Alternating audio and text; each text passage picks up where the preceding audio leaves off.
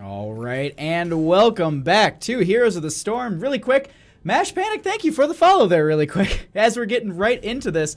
All right, on the left-hand side, we have Game of Thrones, and on the right, we have Reborn Knights. This is another Nexus Gaming Series matchup. This is a Division B Eastern region matchup. We're just expanding. I'm telling you, like, we should do a giant mix of teams and just do like a north, south, east, west, and then just do it like all by region, just like filter out some teams, and then do like a giant clash. That would just be hilarious. But either way, we're going to be going into Tomb of the Spider Queen here. Let's just talk really quickly about map bans, map picks. During the coin flip, Reborn Knights, I want to say like black after it every single time because of a previous cast, but that's not going to be the case here. Either way, Reborn Knights, they won the coin flip. They banned out Volskaya Foundry.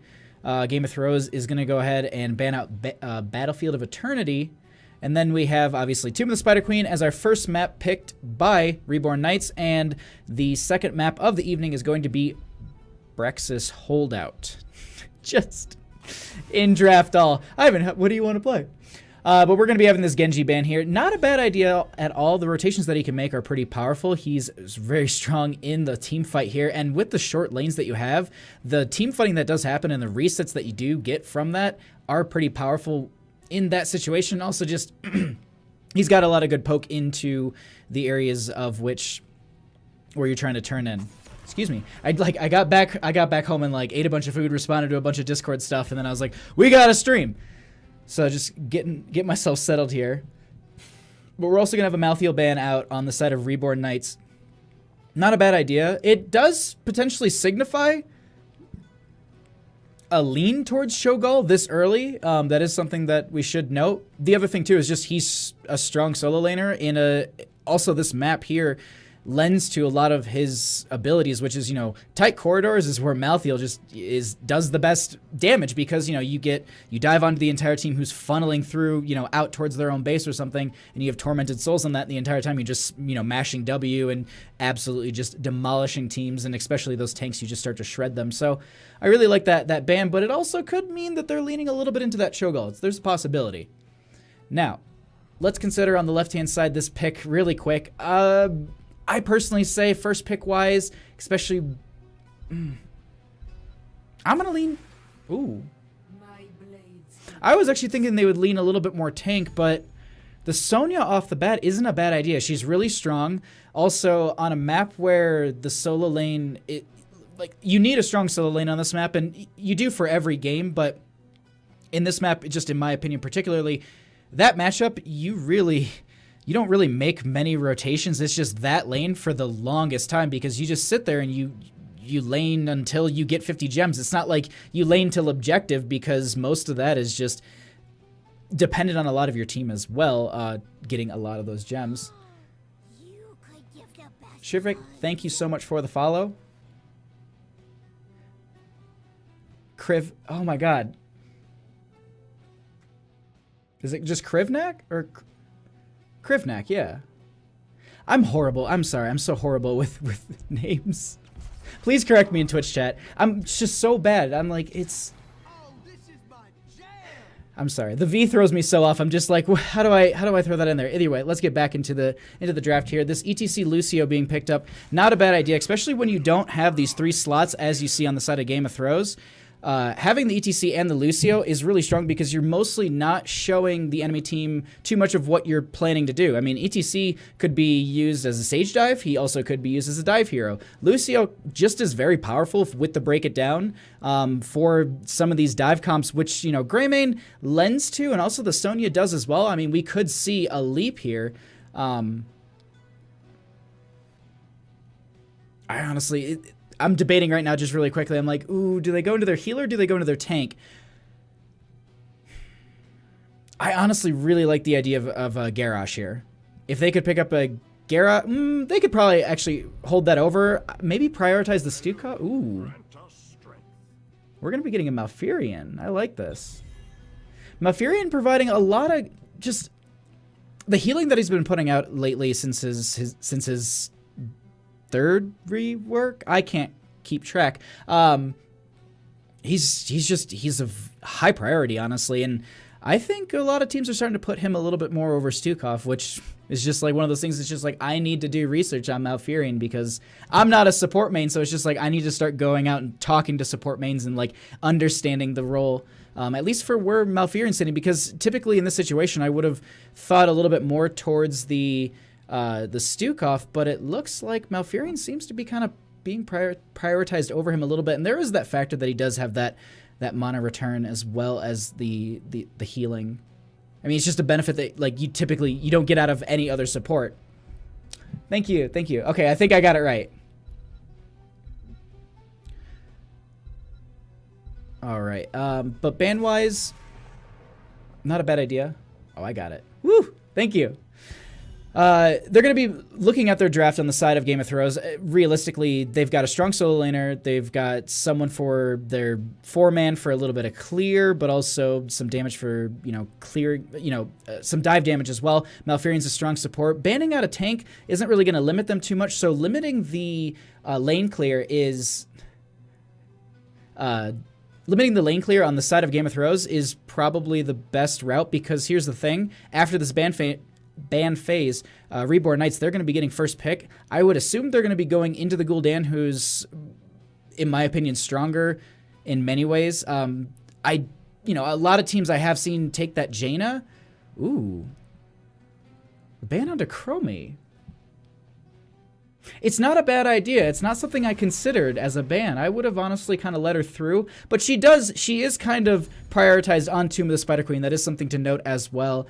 And the other thing too is, there could be a little anti-synergy with the Lucio for his displacement as well as the ETC, but at the same time, there is some decent setup from that ETC as well as the Lucio to kind of displace those members away, and kind of that's where Chromie starts to succeed at, like sniping someone who's been, separated from their team, and it's like they can't get that healing. She can definitely burst them down with a nice combo.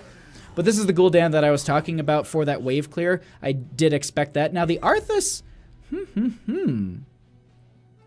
I do like that, but I'm going to go ahead and make sure that these teams do know. I'm just going to pop that right into there, that it's just a reminder to the team so they know.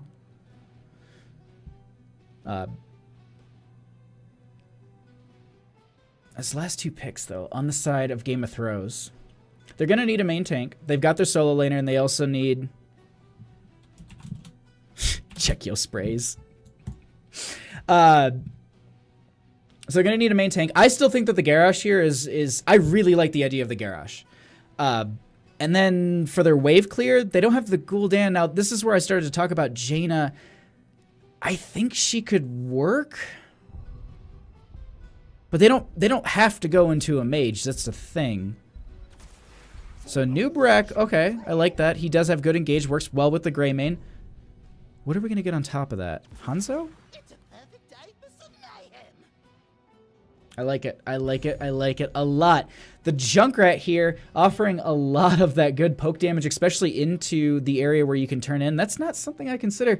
Really need to actually, I need to like sit there and actually like start making lists of just like common things. That's just like, because it's those things like, you jump around from so many different matches. It's just like, oh, Tomb of the Spider Queen. Okay. All right. There's Chromie. And it's just like, Hanzo. Yeah. Hanzo's pretty strong here. No one's really prioritized him. There's a lot of like, he has a lot of good value, especially on a map like this. But the Junkrat, that's still just as good. I mean, he can use the mines as well as the traps as vision for the rotation, which is really powerful, as well as the fact that with that extended shot from the grenade that pretty much everybody takes at level 1, shooting those out does provide vision as well, and they also kind of tick down slower. So it offers just also a harder retreat path for some teams. But really, I mean, we haven't even talked this last pickup on the side. Ooh. The High Lord himself. Reborn Knight's going to be picking up that Alarak. Now that's, he'll be in the 4-man. I was like, do they put Alarak in the solo lane? I'm like, no, they'll put Arthas up against that Sonya, I'm going to assume. Yeah. This is exciting. I really like this. This is only game number 1 between these two teams. But let's get into this.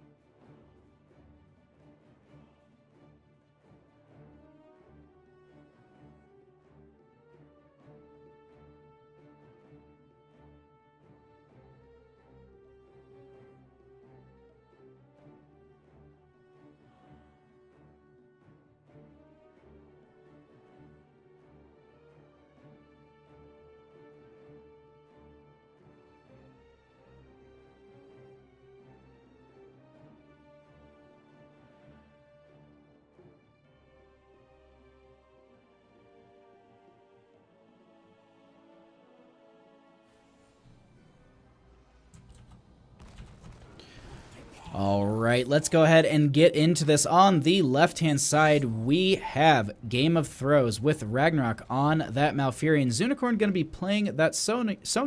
Zulkin going to be on that Junkrat. Crazy Ivan on the Greymane. And Templar will round out the team on the Anubarak. And on the right-hand side, we're going to have Reborn Knights with Crafty Devil on the Alarak, Zedok on the Lucio, Rain going to be playing that ETC, the Pie Maker going to be on that Gul'dan, and finally rounding it out, actually starting in the bottom lane, we have Subway Slayer on the Arthas. Let's go ahead and just poke into mid and see how this first matchup's going to be going, because here's the thing that we have to consider.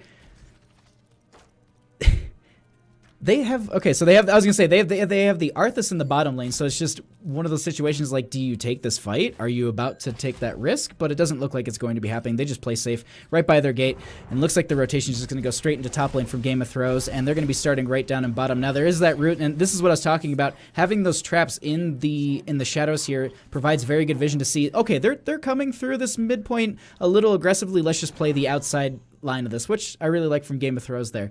Now, at the same time, here's the thing that we have to consider from Reborn Knights.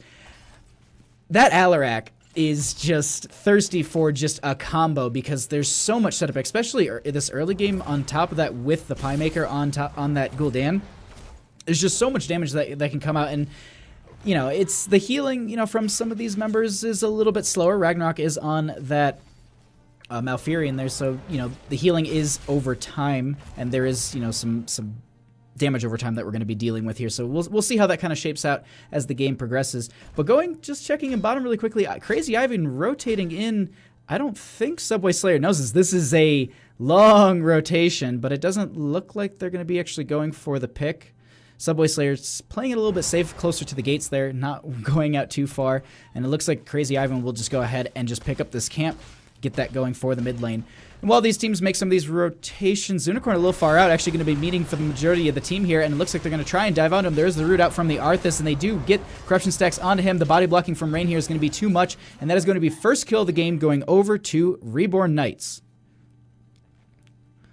It looks like Greymane is going to be finishing things up. Ragnarok will be rotating over, but at the same time, Reborn Knight's going to take an aggressive rotation here. Looks like they know that they're going to be on this camp, and they're going to go ahead. The root does come out from Ragnarok, but they are just going to dive right onto this camp, and Game of Throws is going to have this stolen away very early. We do have a dive in from Templar here, but the rest of the team is starting to funnel in a little bit here.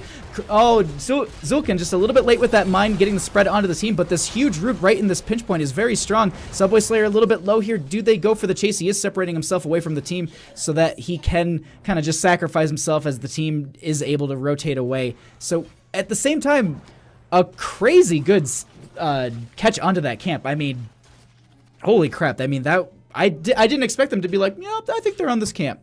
But just a great back and forth from these teams at the start of this game. Now, while they're going to make some of these rotations, let's go ahead and just take a peek at some of their talents a little bit deeper here. We'll go ahead and look at Malfurion specifically because, as I said, not a support main, so we're going to be looking at just overall what he's going to be adding to his team fight here. Okay, wonderful. We do have the cocktail build coming out from Greymane. It looks like Sonya, pretty standard build. She is going for that smash on level 4. Zulkin going for what appears to be probably the most standard, you know, damage build for the Junkrat. Anubarak doesn't look like anything out of the ordinary. Gul'dan actually taking an alteration, I think, on 4. Either way, overall, it doesn't look like it's too much out of the ordinary. I haven't played a lot of Alarak, so I really can't talk to. I think it's not Ruthless Momentum. Yeah, it is. Okay. Just that off the bat talent right there is actually pretty powerful for him. But let's go ahead and get back to some of these rotations. Most of the time on this map, this early into the game, we did see a couple picks there and a couple plays. But at this point, we're just going to be having these teams rotate back and forth between these lanes, trying to get to 50 gems and just trying to get the first turn in. Now, on the side of Game of Throws, they are pretty close. They only need 9 more, but at the same time, starting to get very close themselves on the side of Reborn Knights. I do believe that they're at the point where they can turn in, so look to see them kind of prioritize those turn-in points quite early. We do have a lot of poke coming out from the members of Game of Throws, and this is where I think Zulkin in the Junkrat comes into play here, because as I was saying, those those grenades, as they're going to be kind of just chucked out over time, are just a nuisance for Rain to deal with. Also, the other thing to consider is that the Anubrak does have a little bit of delay with all those beetles that are going to be coming out around this turn-in point. Just let's peek into bottom really quickly between these two members. It looks just like it's a pretty even matchup. No rotation for any picks anytime soon. Overall, these teams are just going to be kind of playing it safe and making sure that they just get the turn-in, get the experience, and this is what I was talking about with Tomb the Spider Queen, about the solo lane, about how you need to have sustain as well as, just a strong character to just stay down there for quite some time, because you're not going to get a lot of support from your teammates. But at this time, looks like that's going to be happening once again. Zunicorn a little bit low, able to get behind that gate. No corruption stacks going out for the Pie Maker just yet. Now at the top, we do have Crafty Devil trying to come in for the delay. There is a bunch of damage going to be coming out into him. There is the telekinesis onto a couple of members, but will not be enough for a kill there. But they still get the turn on the side of Game of Thrones. And it looks like they're going to be able to defend this top lane. Or, excuse me, they're going to prioritize the top lane most because it is the boss lane. It's going to be very, very big for the team here. Mostly because of the fact that if you win over the boss lane mostly, and then you get the turn in for the Web Weavers, and then you get the boss on top of that, it's just, at that point, you just push into the core, and it's potentially game ending. But at the same time, I mean, that can be spoken of almost any lane with final Web Weaver turn in. But they're going to go ahead and clear this out. It is pretty early into the game. Doesn't look like there's going to be too much damage going out onto these forts. They're going to defend these pretty well. Top lane is going to be burned down a little bit here, and they're going to be getting that well.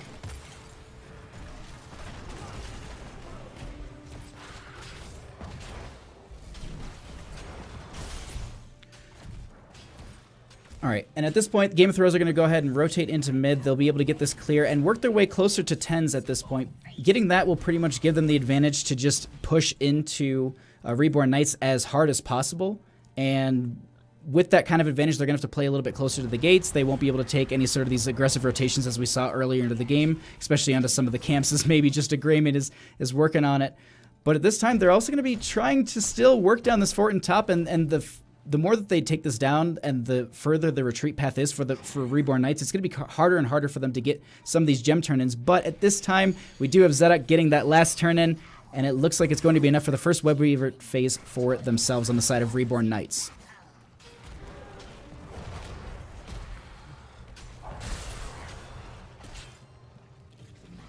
Excuse me. All right, so at this point, we do have the Web Weavers falling at this... excuse me.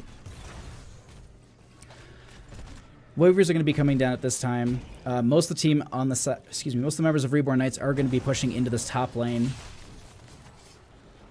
And once again, it's going to be pretty much the exact same thing coming out from them. They're going to be prioritizing that top, mostly because of the fact that if that boss is picked up into this late half of the game, it's going to be pretty powerful pushing into that keep and just realistically ruining them. Now, at the same time, we do have a huge fight breaking out. We do have Rain getting thrown over the gate by Zul'Kin there. A dive coming out from Templar. Not going to be connecting. Do have quite a bit of damage coming out from Zul'Kin trying to get into that backline with some of those grenade shots. Won't be working out for him. But they're going to go ahead and just rotate right down into mid lane. Reborn Knight's going to be trying to take this fort and just open up the lanes for themselves, as I had kind of mentioned before. Now we do have a pull in and a huge amount of damage coming out. Break it down is used. The web wrap does go out, and we have so much damage coming out onto the Alarak. He does get the counter strike, but it's not going to be able to hit any of the members for a significant amount of damage, and they're going to start turning this around. I do believe the Horrify was used just a second ago. Did it go off at the same time as Break It Down?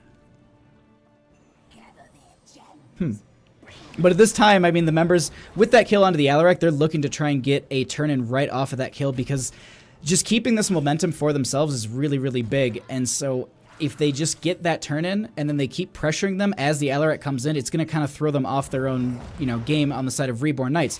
And that's the kind of, that's realistically a lot of the plays that you can make in what I would say is the current meta of just this constant push, this constant fight, constant pressure, because if we look in top lane, we're going to have someone have to go back for that. And at this time, I would assume that the members of a Game of Thrones, they'll look at this and be like, all right, we do have one member top. It is their tank. He does have he doesn't have stage dive, so we won't be able to kind of come in for this fight. We can be aggressive. We're going to go for the turn-in. Zunicorn going to be diving onto the Pie Maker. We also have Templar going to be doing the exact same thing. We'll be following their Subway Slayer trying to come into that backline. Not going to be working out, so they do have to back off as they do lose that Gul'dan there. Looks like Zul'Kin will be trying to get over to the... Oh, they timed this out really well. I didn't even notice that. All right. They're going to be picking that up, and it will time out with the web weavers just ever so perfectly, realistically. It should drop with them, and this mid lane looks like it's the apple of their eye on the side of Game of Thrones. They'll be pushing this in quite heavily, honestly, especially with the web weaver going to be literally landing on top of the fort. Yeah, this is going to be a hard defense on the side of Reborn Knights, and it looks like top lane we do have the Alarak who was trying to push that back a little bit, but realistically is able to just kind of rotate into the lane, get a little bit more of that experience, but at the same time, this is going to be 13s almost on the side of Game of Thrones. We do have the trap out from Junkrat. He does get the mine. It actually does push Rain back into the team, but he does have that displacement coming out, which will push the members back. And at this time, I mean, this huge wave, we do actually have a huge root going down on most of the team here. We do have a bomb going up from Zulkin, but it doesn't look like he'll be able to get through the gate. He is trying to get some of that poke damage in the backline, but with the entire wave cleared out, majoritarily, they're going to have to back off here. And even with 13s, they're not able to push in too hard. Now, they do get the gate. They open this up quite a bit. Top lane's going to be pushing itself in. It's another fort that will push them over to the next talent tier, but it looks like they have a little bit of a sneaky play potentially coming out.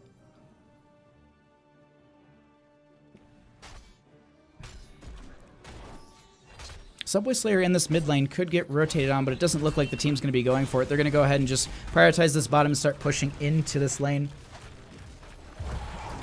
Most of the team is going to be rotating down at this point, looking for a fight. At least they're going to be trying to get 13s off of this wave, and then maybe... Ooh, actually, Rain going to get caught out here, going to get stunned out by a couple of the members. We do have Sonya going in, but a huge mosh going to connect on the majority of the members. We do have Zulkin with that interrupt, and the Rain going to be able to just slide out. We do have Zedek, who's going to be in the web wrap just getting out. We do have Gul'dan falling to the Sonya. We do also Subway Slayer trying to get out. He will be falling as well, and it looks like Game of Thrones is starting to turn this fight really, really in their favor. It's gone quite sideways for Reborn Knights there. And at this time, they'll go ahead and steal this away, and it'll stack into their mid lane, which I believe is just one member who is actually hitting. I was like, well, they still have a camp pushing there? No, it was just like a splinter health bruiser just attacking a gate. But it looks like we do have a couple of... They're gonna be pushing onto this fort, especially with the fact that they're so close to 16s. It is a little bit of a risky play, but this is the time when they do need to take the fight on the side of Reborn Knights. And there is the dive onto the ETC. The silence does come out, and they get that kill. And it does look like... I don't think Zulkin got the Riptire off. I think it might have been killed there.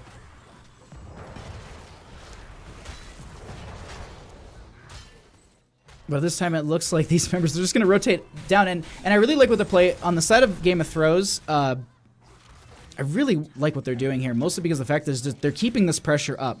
They're not allowing the members of Reborn Knights to realistically take a breath, and the Pie Maker taking so much damage, but that damage over time from the spear is not going to be, it's going to be too much, and they're going to be able to get that kill. And once again, they're also going to be getting that Arthas too. Riptire going to be coming out into Zedek, but it won't be enough for the kill, but there will be the dive from the Nubrak, which will be clearing... Well, excuse me, picking up that kill for the team, and at this point, they're going to be just pressuring the bottom keep, and it looks like the GGs are thrown out, and they're going to be taking game number 1.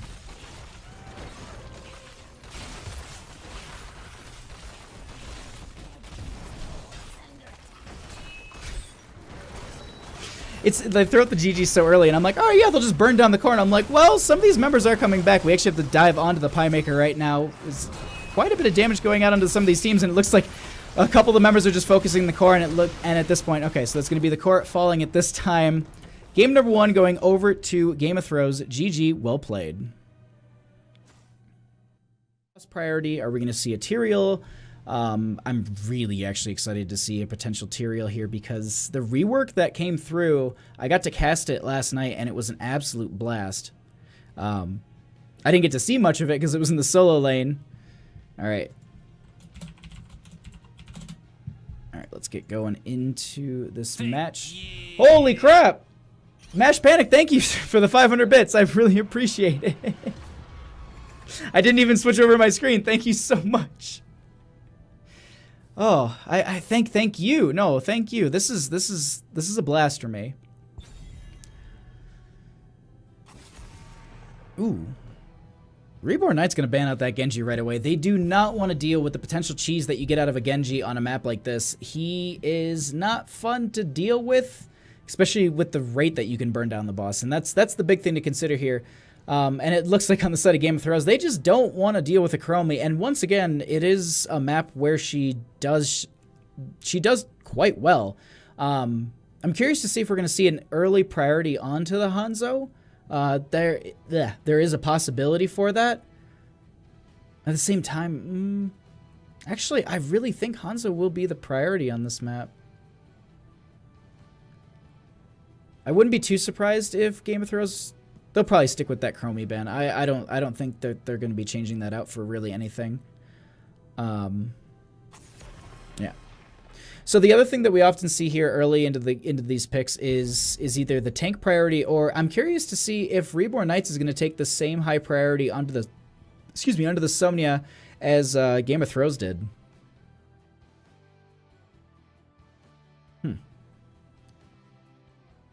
Because if they can get that Sonya really early, that's going to be pretty beneficial for them. She's very strong on this map, but then again, there are some things that can go up against her that are pretty powerful. Malthael is quite a nuisance, and it isn't banned out currently.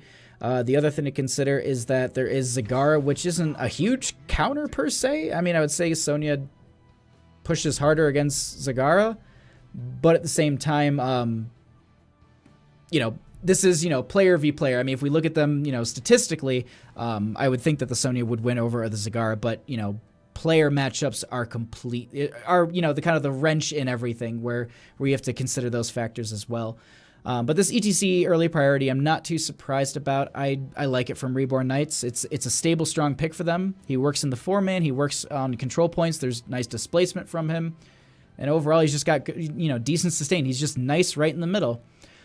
Game of Thrones, let's see what they're going to be picking up here.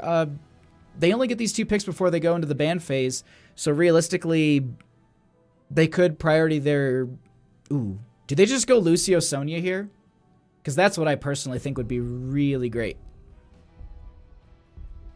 They get a strong solo laner. There's the Lucio. Do you do the Sonya? You should do the Sonya. You know what?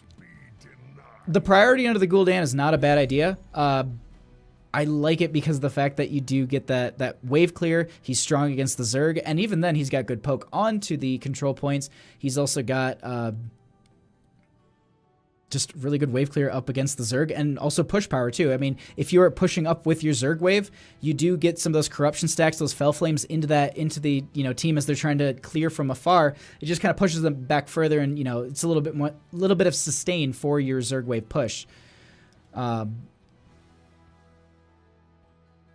These next 2 picks, though, do they dedicate them to the bottom lane, or do they pick up their solo laner as well? Because typically, all right, so in my opinion, you should be grabbing your healer right here, so that way they can't knock that out in their ban phase, and then you could pick up your solo laner, so that way they have to focus down maybe wave clear, which would be Kael'thas, or you just grab that. No, okay, so they go ahead, they pick up their solo lane with the Sonya, and they pick up the Stukov for the healing. I like this. And just to note on the side of Stukov, I think he does have really, really good zoning potential on a map like this. He's got really good control, and just there is some chase that comes with him. So, if he does get some slow into some members that are trying to rotate out, you have Sonya, who does potentially have late game leap. She does have the chain out, which will, you can spear somebody, and then ETC has the power slide as well as displacement if you do get that stun through and knock back. So absolutely, it's a strong start on the side of Reborn Knights here. But based on that, realistically, you just start banning out things that are strong with their composition, and they don't have wave clear, so the priority to the Kael'thas isn't a bad idea at all. I'd consider the Greymane, but then again, they do have first pick after this, so that might be a priority for themselves. They might be trying to go for the Greymane after this ban phase, which would realistically work with their team very well here. It's going to be a Kael'thas ban, which that's not a bad idea at all. I like that. It hinders their wave clear. The Zerg push is a little bit stronger now. And they're going to have to try to figure something else out for that. I wouldn't be too surprised to see a Jaina coming out from the members of Reborn Knights. But we'll see as we get into those last 2 picks later. Their ban, I would focus maybe a tank in this situation. Ooh. No, they just don't want to have their Sonya go up against Malthael. It looks like that is the priority on the side of Reborn Knights. They do not want to have that Malthael just diving onto them. So I don't blame them though. I mean, he's got pretty good wave clear. He's got good chase. He works well with the 4-man. He even works in the solo lane too. So if you do get into a situation where you do sort of rotate some of these members around, or you do get in a team fight, he does offer quite a bit for that. Now these next 2 picks on the side of Game of Thrones.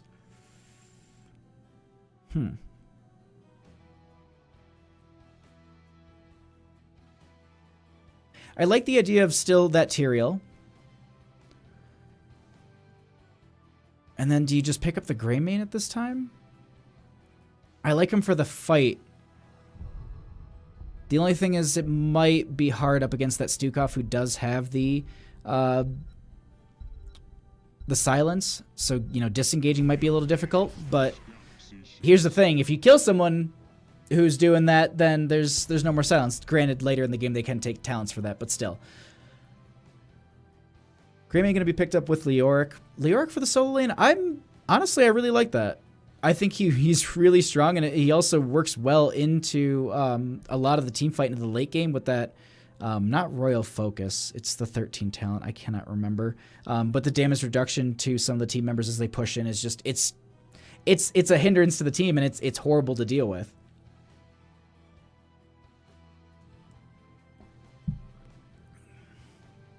All right, and then these next 2 picks, though.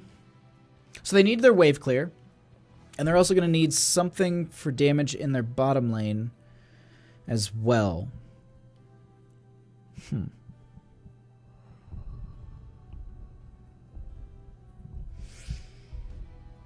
I'm not sure, honestly. Do they just go into the... Ooh. Ooh. That's a lot of silence. That's actually kind of terrifying, I'm not gonna lie. I really wouldn't want to deal with that. But a Nubrak pickup. I mean, if you honestly web wrap that Stukov, that's kind of a hard fight on the side of Reborn Knights. Now at the same time, ETC does have sustain, Sonya does have sustain. They both have an out. Sylvanas does as well. Kael'Thuzad, not so much, but typically he shouldn't be too far out. We'll see. Let's get into this match. Game number 2, we're going to be going into Braxis Holdout. Game of Thrones versus Reborn Knights.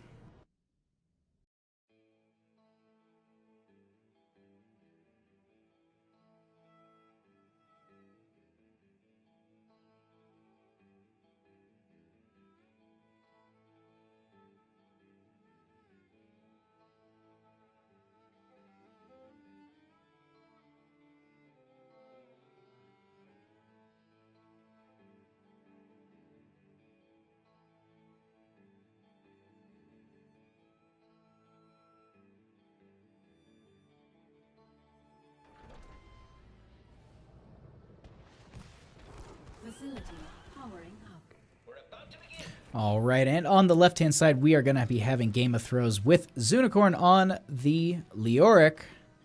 Ragnarok going to be on that Lucio. Zulkin going to be on the Gul'dan. Templart on the Anubrak, and Crazy Ivan going to be rounding out the team on the Greymane.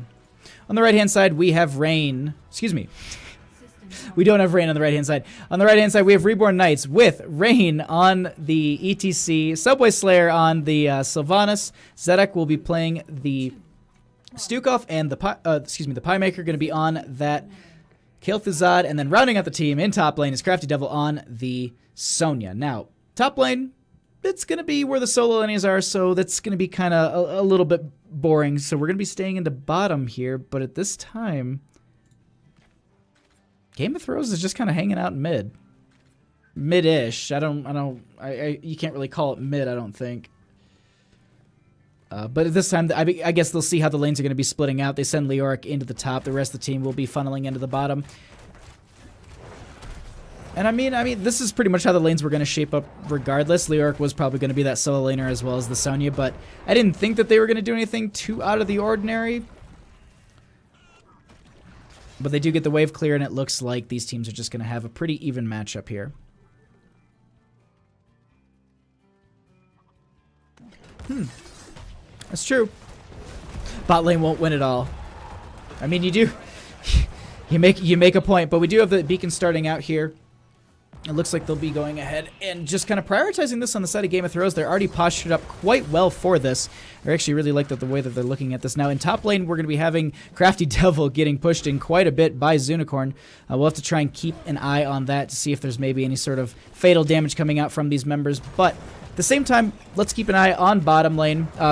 One thing to note here is that there are those stacks coming out from Gul'dan, so he's already at 7 corruption stacks. Noting also that the Kel'Thuzad is only at 2 of the 30, I think, light stacks you need. In the top lane, we do have the Leoric kind of pushing it up against Crafty Devil and also holding that over. Rain going to get stunned out here, taking a little bit of damage.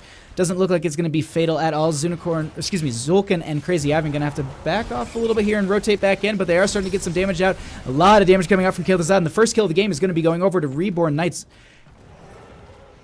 And that's a really nice pickup for them there because it does delay this out. 76% is a nice hold point. Looks like Sonya's going to be going right back into the top lane. Zunicorn going to be pushing this up just a little bit. Not going to be playing too far out, and it looks like Sonya's going to be trying to get onto this point, make sure that they start to get a little bit of the charge here. Zunicorn making sure that that does not happen. Having to back off, though, because this Sonya will become more and more powerful as she does progress with some of these levels.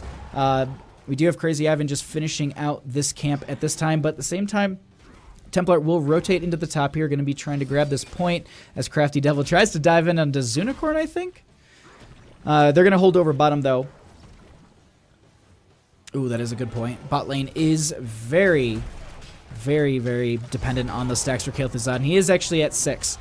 At this time, we do have that zoning tool coming out from Zedek, which is really, really powerful, and this is why I like Stukov here, is because of the fact that you can just throw that silence with the expanded area there, but we do have a dive in onto a few of the members there from Templar. Doesn't look like it's going to yield them a kill, so they just go ahead and they're able just to back off, go ahead, get on the point, and it looks like 64 to 76. They're pretty even here, at least with charge. Not a huge difference just yet, and with top being held over, they really, really want to get onto this in the bottom. Rain going to be going ahead and jumping onto the point, trying to deal with Templar here, but he just won't really get off. We do have Zedek trying to get that silence out onto the point, so they do back off, but we do have a crazy amount of damage coming out, and actually Sonya going to be killed in that top lane.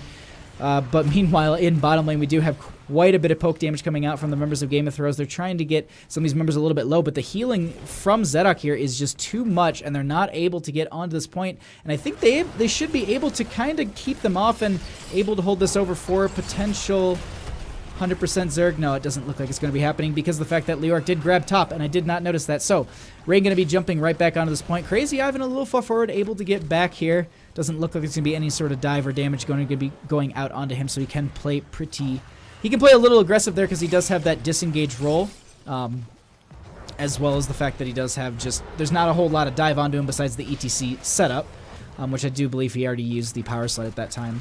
They're trying to get their way back onto this point. Healed up a little bit from Ragnarok there on that Lucio.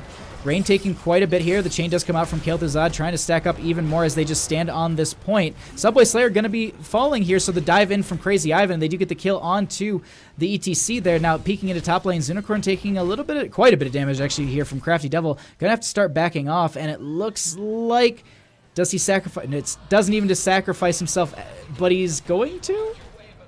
Yes. I was going to say, he didn't need to sacrifice himself. It looked like it would be fine, but overall, that is going to be the kill onto Leoric. They're going to stay with their 4-man in bottom because it does have that quick lane clear. They do have the 7 advantage in this situation, but with the bottom lane being at like 75% just about, it's something that they realistically don't want to hit them too hard. And they do have this pushed up in top quite a bit, so they can go ahead and play this defense pretty slow. The other factor to consider is that they do have about a level lead on them. Recyclic is hoping for a Reborn draw. Let's see if they can do it, Recyclic. Let's see if they can redo it. They can do it. But they're going to go ahead and actually open up this bottom lane a little bit more. Crazy Ivan going to be just starting to tear through some of these towers a little bit. Zul'Kan going to be just getting some of the damage onto this fort, and they want to stay down for this, but at the same time, a lot of the members have rotated in. Crazy Ivan going to be rolling out there. And they make a clean disengage. Leoric going to be staying in top, dealing quite a bit of damage to this gate. The Zerg wave, just to note, this is all the Zerg wave did. This was 100% Zerg wave this early into the game, so you can see you don't need to win over the first one. You just need a very good defense, which they had. So they don't lose out a ton here. Looks like the camps are just going to be the apple of the eye for the rotations for the majority of these teams. In the top left, they're going to be getting the hard camp, and you can see the exact same thing in the bottom right. And I wouldn't be too surprised to see a priority onto the siege camps at this time. Actually, no, they're going to be leaving this one. They'll go ahead and pick this up, and they'll try and stack this into bottom. Looks like Sylvanas will be doing the exact same thing at this time. And Sony will be able to get this clear, but actually Crafty Devil going to be pushing this up a little bit, trying to get some damage. Excuse me, Zunicorn trying to get some damage onto Crafty Devil here.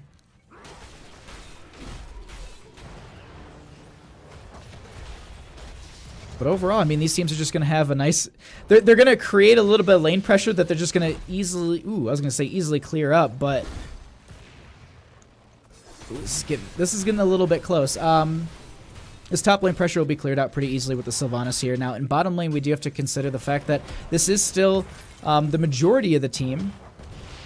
You know, it's the 4-man in this bottom lane. We do have the Sonya and Sylvanas on top. They do see that, so they're going to push in a little bit hard here. The other factor to consider is that 10s are like a minion wave. Not even. A minion, it looks like. So they go ahead and they get 10s, and with the beacon starting to charge here, this is a great position for Game of Thrones to be in if they can take a fight and maybe get a pick onto one of the members of Reborn Knights. But it doesn't look like that's... They're going to be kind of playing this a little bit slow. They do have the 10 advantage, so they can kind of push into some of these members and be a little aggressive. But they'll... This is still a fine call. I'm just like waiting for the dive, but it doesn't look like it's going to be happening. Leoric going to be grabbing top. The rest of the team will be grabbing bottom. And do they scout out the rotation? I think they do.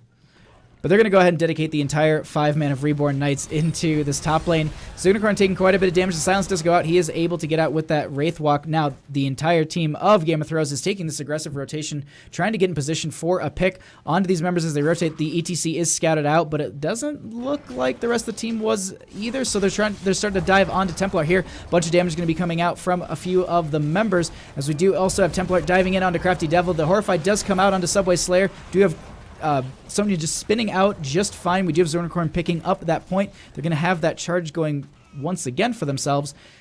And at this time, I mean, the pressure that they're able to hold over with these 10s is just so intense. But now that there are 10s, we're going to see the turnaround right onto the team of Game of Thrones. We do have the chain going out, but it doesn't look like it's going to be connecting onto... Ooh, actually, Ragnarok taking quite a bit of damage there, but the web wrap does go onto the Sonya, who was trying to get that kill. Rain going to be trying to clear them out, but there is a nice corruption that does go out from the Gul'dan, which is going to get them the kill onto the Sylvanas. The Rain trying to get out, but there is also the flailing swipe out from the Stukov trying to disengage that fight, but unfortunately I think that giant boulder was in the way. Just shout out to Dustin Browder for putting that there. I actually think the flailing swipe didn't connect because there actually was that giant boulder there. I don't think it actually went through that. Either way, Zedek will be going ahead just trying to zone this out a little bit, as well as trying to get some damage onto the Zerg wave with the lurking arm. But it's not going to be enough. They're able to poke this with Zulkin's combo there, as well as, you know, we do have Kael'Thuzad trying to poke some damage here. It's not going to be enough. I think they might be able to get this keep. And the other thing to consider is that 13s are really, really close on the side of Game of Thrones, so there is the potential for that. Looks like, though, they'll be able to just back off here. I don't foresee a kill. They get the keep, but it doesn't look like they're going to be going for much more than that.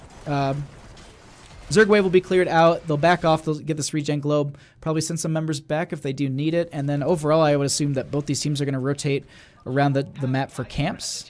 Actually, the only thing that's available is boss. Oh, no, pretty much everything's just about to pop. The question is, with the 13 advantage, do they take the... Why are they so passive? Yeah, so here you go. Snag, they're going to be picking up this camp, so there's the aggressive play, but it looks like they go ahead and they move on this a little bit late. Rain does show, and they know that they don't have the 13, so they're trying to take this fight right now. Zunicorn getting a little bit of the Wraith Walk through a couple of them for that damage reduction, but at this time, they just go ahead and they're just going to be like, all right, well, we picked up that camp. There's 2 minutes left on the one, or excuse me, they just picked up this top one, so we'll get that clear onto that, and then go ahead and just pick up the fort. So many ults for nothing.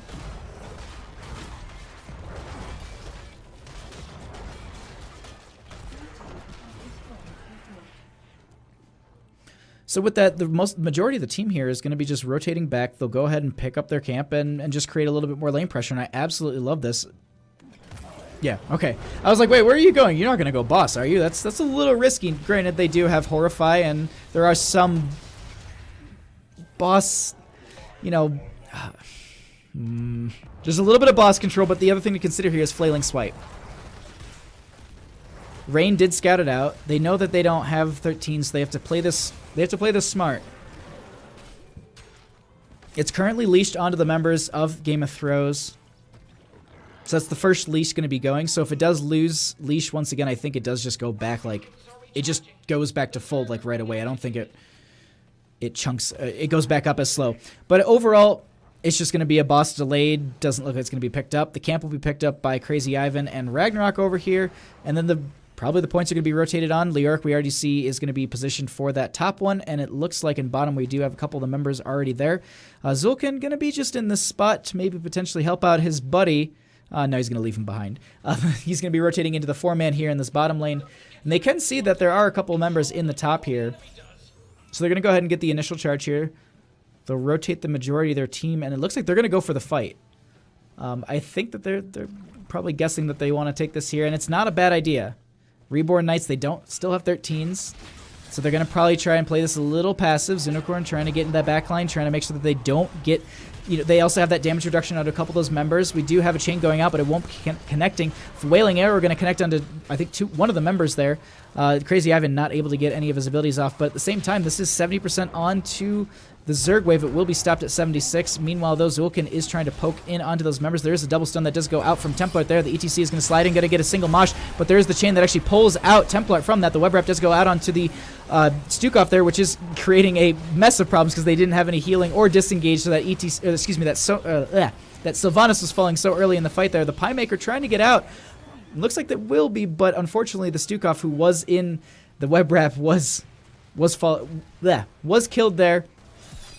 And it looks like for a hot second that it was going to be 33% down onto the core. And this is the other thing to note here. Ooh, this team is just rotating in. They want to take this fight. So they get the Zerg wave, and they're going to go ahead and rotate in onto this. And I think that they can rush this core with at least what they have. So it's going to be game number 2. Core rushed. GG, well played. Game of Thrones taking both games of this set. Whew. What a game. What a phenomenal matchup. I absolutely love that. So Game of Thrones are going to be taking the 2-0 in this series. That will be 3 points to them. I don't know where they are in the standings. If you hit !NGS in the Twitch chat, it will give you the link for the website where you can check it. They are under. This was a Division B East matchup. So let's go ahead and just see who we're going to be getting for the interview.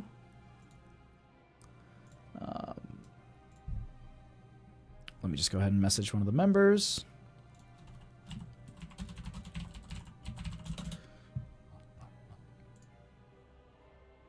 Okay. So we'll go ahead and get one of those members in here quite quickly. Overall, I mean, that was a great matchup tonight. Can we do 2? I guess. I mean, why not? Why not? All right, so we'll see. We'll see who we're getting in here, because now I'm a little nervous. Whenever there's like duo interviews, I'm like, oh no, what are these guys going to be doing to me? All right, so we'll see who they send. Okay. All right, so it looks like we're going to be getting... I'm going to wait for them to join into the Discord. Also, thank you guys for swinging by in Twitch chat. Also, once again, major shout out to Mash Panic for that donation for the 500 bits. Thank you once again. Yeah. All right. They should be joining in here. He said lobby 1 good. All right, so we do have 1. And where's the other? There's the other. All right, so at this time with me, I actually have the captain as well as the assistant captain, or at least, you know, the support role, Templar and Ragnarok. How you guys doing? And also, congratulations on your win. Doing well. Thanks, Baha. Thank you. Thank you. So, overall, let's talk about this. Game number 1 on Tomb of the Spider Queen. Were you a little bit afraid from the draft that kind of came out from them? Because they did have a pretty strong draft, and overall that was it was good for the map. And did any of that kind of worry you at all, or overall you were doing, it was just like, oh, we got this. It's no big deal. They definitely had a scary front line there. They had the Arthas, the ETC, and the Alarak. Yep. And that, it was a lot to keep Gul'dan safe, but they were also relatively immobile. So I think we were able to punish that pretty well with the Junkrat. Ooh, I was curious because I was actually in the draft. I was like, they could be going into a Hanzo here because I think he would work really well with a lot of scatter arrow benefits on a map like that with all those tight corridors and tight lanes. But the Junkrat, I really like how you guys utilized him for the mines for vision, the poke damage with the grenades. So just shout out to Zulkin for that. Yeah, definitely. I want to give a shout out to the ETC. He got some really sick interrupts on my Twilight Dreams, and it was a little tough at first, but we made it work at the end of the game. No, it was a phenomenal game number 1. Now, game number 2, let's dive into that because I haven't seen it in a while, but these are kind of just some just draft questions overall, but I gotta see like this Kael'Thuzad Sylvanas, did that worry you pressure-wise? Because you guys had a lot of good wave clear. You had a strong, well-put-together team, and not to say that they didn't at all. Their team was great and everything. They had a great solo lane. But did that 4-man scare you with the push power that they could potentially, have? So what gets scary about that 4-man is basically if you lose anything, it gets real bad really quick. Just Sylvanas, that's what she does. She punishes you for losing beacons. So it was a big focus of ours not to do that, not to lose beacons. The other thing with that particular map, with the Kael'Thuzad, is that his phylactery and his stacking can become it can come really easily. Oh yeah. So one of the things we did with the Lucio pick was just kind of give the team more mobility, and we tried to focus really hard on not giving him those early game stacks. And I don't know, I honestly can't recall if he ended up finishing, but I do think there were a couple points where because he's great on this map because it's like people have to stand on the point, they have to fight over the point, and that's where he excels. So I absolutely love it. He ended up getting, I think, about 15 stacks from the first phase, which is a few more than we'd like, but not out of control. And actually, just one more question here. Both maps, now I know it does lend into it, and you don't have to give away too much if you don't want to. Are you guys a little afraid of the Chromie? Because you banned her out both games. It just happens that Chromie kind of happens to be good into some of the things we like to run. So, it's not like she's an OP hero or anything. Right. She just and that's why I had to preface it as well because, she works on both maps. That's the other factor too. Right. So, but it was just one of those things that I was just trying to see. Is there maybe we can start little rumors that Game of Thrones is afraid of Chromie? Maybe. You think we hate Alarak more, right? Yeah. I thought it was Artanis actually. The early game blow potential from Chromie is pretty scary into something like a Stukov, and definitely a Lucio.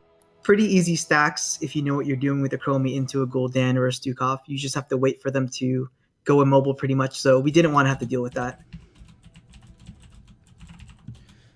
Sorry, the Twitch chat's asking me if I'm casting other games, and I'm just like right away. At least I can just respond to them. But before I let you guys go, any shout outs you want to give? Just my usual, shout out to the team, shout out to our coaches, shout out to everybody out there rooting for us. I think we focused this game really well and we took care of business. Shout outs to Ivan not feeding the game away. Oh my god.